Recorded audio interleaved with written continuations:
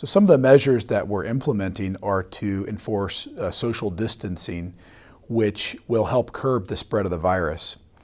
So the virus needs a host to survive, and a host is a person. So in order to get infected by the virus, a couple of things have to happen. A person has to cough or sneeze or submit secretions into the air within a close distance from another person. Most experts believe that's about 6 feet. So we want people to stay 6 feet away from one another.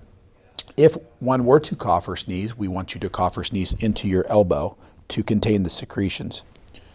If you believe you're sick, however, you should be staying at home away from other people, and you should be protecting your family members that are living in the same quarters by covering your cough or wearing a mask if you have one available.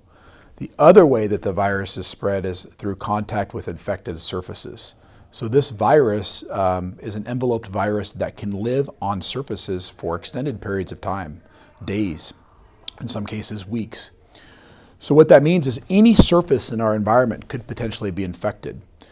So things we need to think about are doorknobs, countertops, bathroom faucets, toilet handles. Anything you touch in your environment, then it could be infected and the virus could be on your hand. So with that said, if you touch something, you want to then determine, okay, that portion of your hand is contaminated. Do not then touch your face or anything else around you until you've washed your hands. So we need to start to think differently about how we approach our environment in order to protect ourselves and others from this virus. So that means not touching things unless you absolutely have to touch them. And if you do touch them, sterilizing yourself with good hand washing, which is 20 seconds of hand washing with soapy water.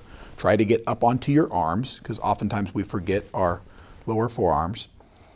Or using a good alcohol-based sanitizer, at least 60% alcohol. And so those are some measures that we can take. So one of the things we have to think about with this virus is that it's highly contagious.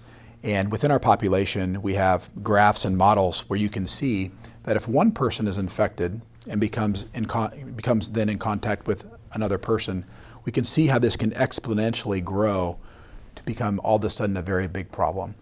So as you've heard so much in the national news, what we're trying to do is flatten the curve of the virus. So as we see the viral numbers start to go up, there's a critical level to where the number of people that get infected then we cannot take care of in our hospitals.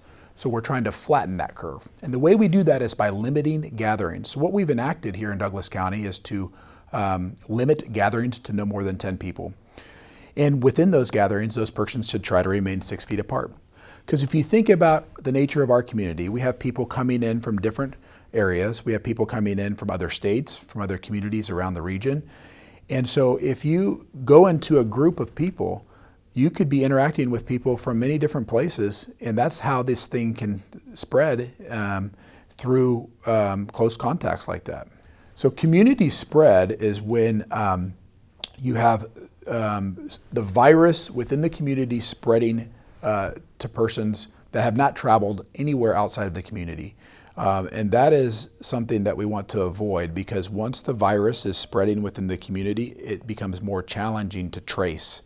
If we can isolate a person that's returned from somewhere outside of the community and isolate any of their contacts before it gets into the community, that's an ideal way to stop the virus. And that's what we've done, we think, so far. But these measures that are in effect for social distancing, we're hopeful and we're thinking that they are working. We don't want to take the virus lightly and stop any measures and let the virus get ahead of us before we can contain it.